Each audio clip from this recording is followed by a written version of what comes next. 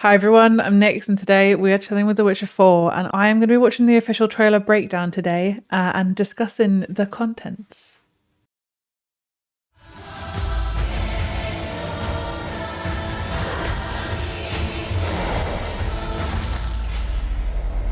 I'm really curious what I Hello missed. everyone, my name is Sebastian Kalemba and I'm the game director of The Witcher 4, our new Hello, game. Sebastian. And this is our official breakdown for the very first cinematic trailer of the game.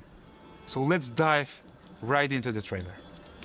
Okay. The first sequence sets up the stage. Dearest daughter, I've watched ye grow from a devilishly curious child. We have two characters. They are preparing for something. One character is preparing for some kind of a ritual, tradition, clearly a celebration. But the second character is purely preparing for the battle, for the encounter. Two different characters, preparation, but a different set of tools. Gonna start off pausing already. I sort of noticed this as well because the character talking about his daughter and how this was her destiny and blah blah blah.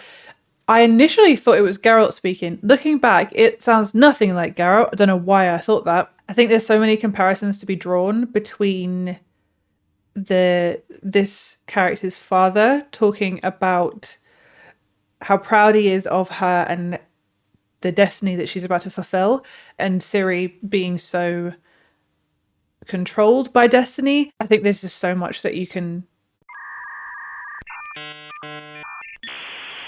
see the parallels between the two situations. It looks like a wedding, maybe, but as you see, it's not festive at all, right? People are not laughing, people are not happy. This is Stromford. This village is totally isolated place up north. And, you know, the world of The Witcher is full of folk, full of grim, the darkness, monsters. The way they deal with monsters for ages is sacrificing their people.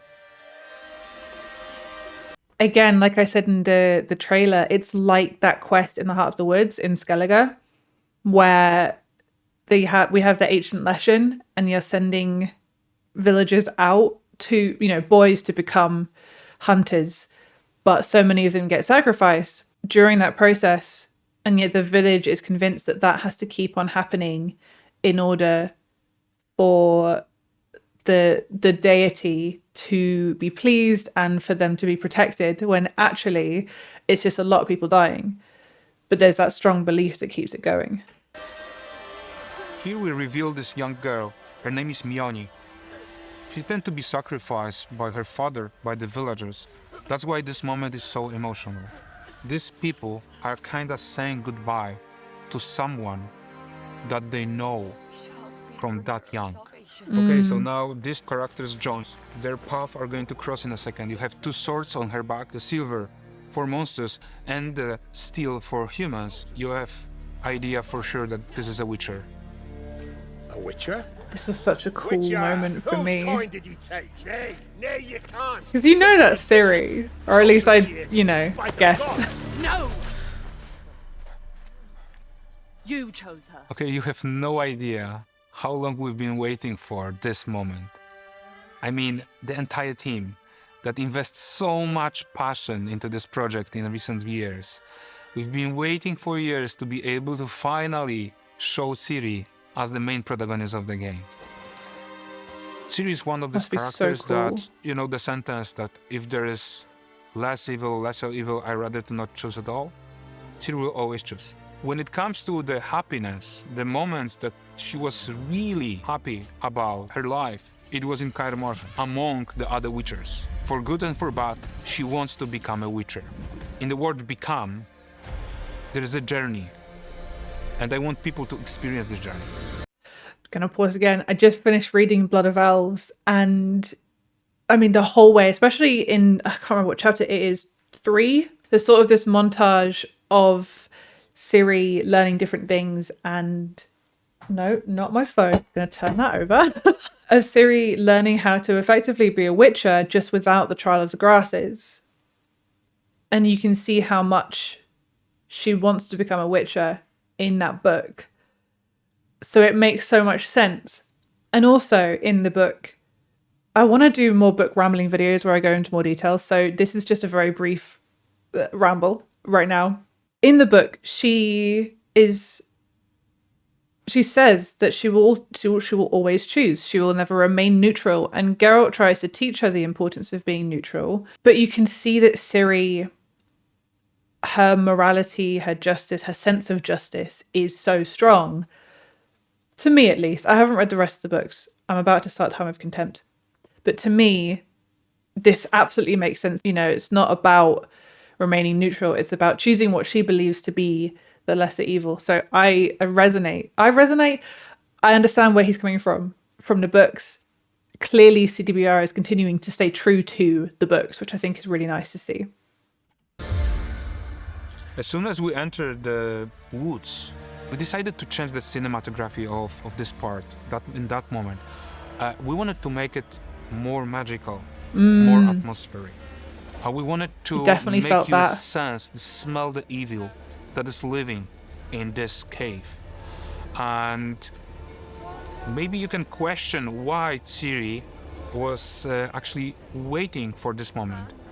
She is a professional monster hunter, and she knows that using Mioni in that case was actually her advantage. She was, by pushing Mioni into the woods and letting her sing the song that calls the evil, she's also at the same time luring the evil. Now. So there's this moment when she stops exactly when she knows that the evil woke up. That's the moment when Ciri pushes Mioni back to the village. Run! As soon as the fog appears, Ciri knows that there's point of no return. Ciri enters the heart of darkness. I paused in the middle of the sentence. I'm so sorry. But I just wanted to... I didn't really... I noticed the change to very sort of dark, grim, as in grim with two M's, Grimm's Brothers. That kind of mystical, but something's definitely not right. I didn't catch that Ciri was using Mioni as bait. I think that's really... I wouldn't say cool. Cool is not the right word. But it shows she's experienced enough to know the monster needs calling through this ritual. So she's, to me, that says that she's done her research. She knows this monster. She knows what she's expecting, and she's prepared for it. There's something else that I will talk about when it comes to being prepared, though. But that comes in a little bit. She hears these noises, the voices, some kind of a hallucinations. This was so creepy. She's a bit puzzled, yeah? You see, like, she's not able to spot the monster. This is the way how this creature fights. It tries to play with your fears. There's the moment of the opportunity that Ciri drinks a potion. This potion, it's not a regular potion. It's a poison witchers are capable to prepare. And she's becoming deadly focused here. There's no voices again, no fears. And this is the moment when she spots him, and this is the moment when the real duel starts.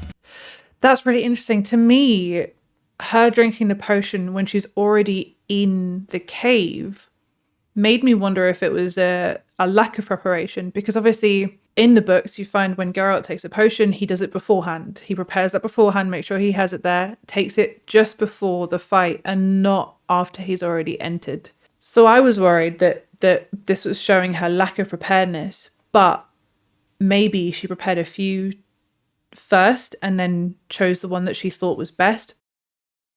I didn't notice that all these fears and everything went away. She became focused, but to me, I thought that potion was a cat potion so that she could see better in the dark. I'm really curious to find out how they change things. I really, really am. This fight was phenomenal to watch as well.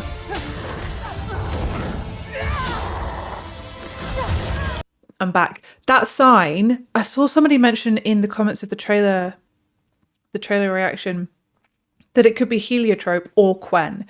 I think more likely to be heliotrope, because Quen tends to be a consistent shield, whereas heliotrope is more of a instant block. It's not Ard, I will admit that, because Ard tends to push back. So more curious things. I wonder if we'll see a shake-up of the signs again. Finally, we are revealing Bauk, the monster. Very powerful creature in this world. And as you see, also we are showcasing something special about Ciri.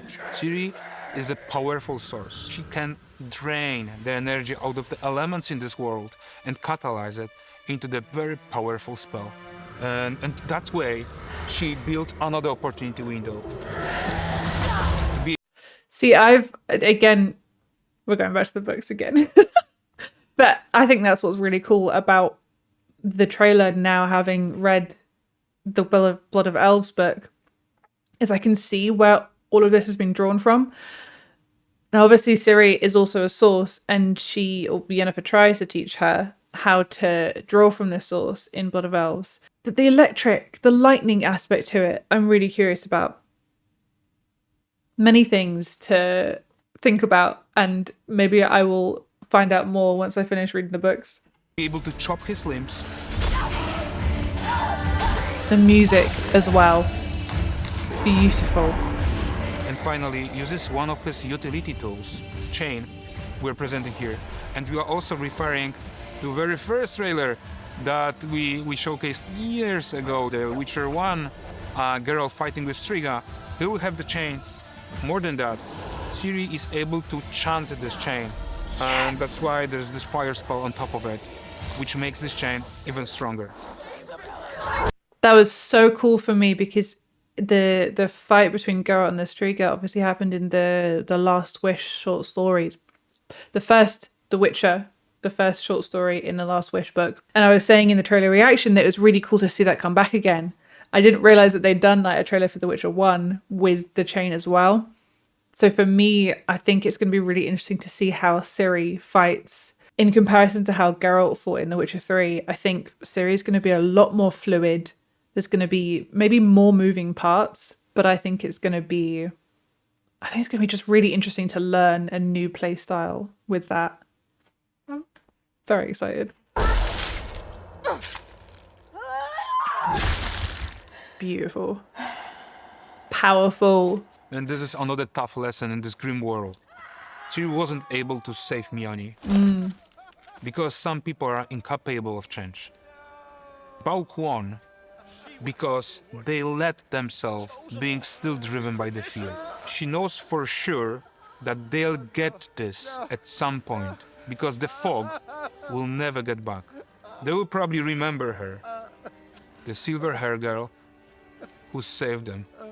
And there's going to be a moment of change, but the time needs to come. That's all we wanted. For her to go to the woods, to go to the gods. Gods? There are no gods here. There are only monsters. Phenomenal. This Phenomenal. world is dark, is grim, but there is a light. There is this warmth, there is this hope in the end. In this case, Mjolnir got killed by her people. But as you know, our games, there are choices and consequences. There's going to be a way to save her. And this is the hope that the Witcher world brings also. That actually gives you this contrast between grim and hope. And this is what I love in this world.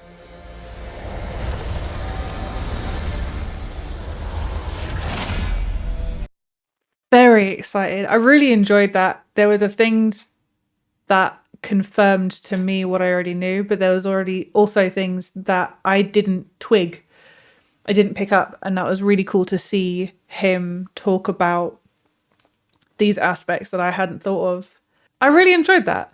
I want to look more into Bauk, because let's be honest, there's definitely going to be some real folklore behind a Witcher monster. There always is.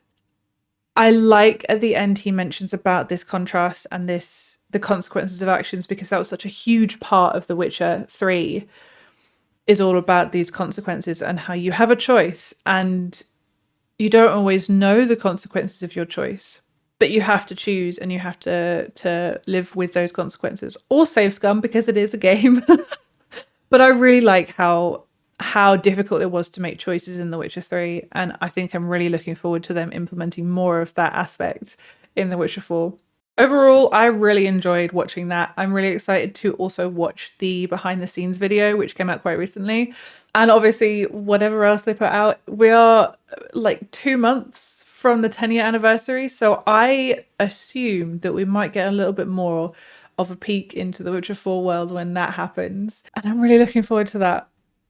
Let me know if there's anything else that you want me to have a look at. I am currently playing Hearts of Stone and then Blood and Wine. So I'm not going to dive too much into everything just in case I spoil anything for myself. Don't want to do that. But I'm really curious to hear your thoughts on the trailer breakdown and the extra aspects. And I hope I will see you in the behind the scenes video.